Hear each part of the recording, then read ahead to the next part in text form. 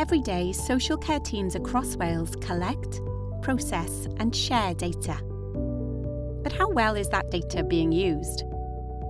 That's where data maturity comes in. Data maturity is about how ready an organisation is to make the best use of its data.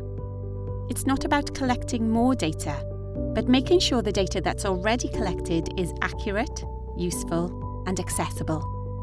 When data is used well, it can be used to support people effectively, leading to better decisions and outcomes. It also improves services and helps staff feel more confident and supported. A data-mature organisation is one that has carefully considered a number of areas, such as record keeping and data quality, systems and processes, data skills and knowledge, how data supports decision-making, the ability to share data safely and securely, leadership, strategy and culture. Organisations can complete a data maturity self-assessment to understand their strengths and areas for improvement. At the end of the assessment, organisations receive their results outlining what they do well and providing options to improve data maturity.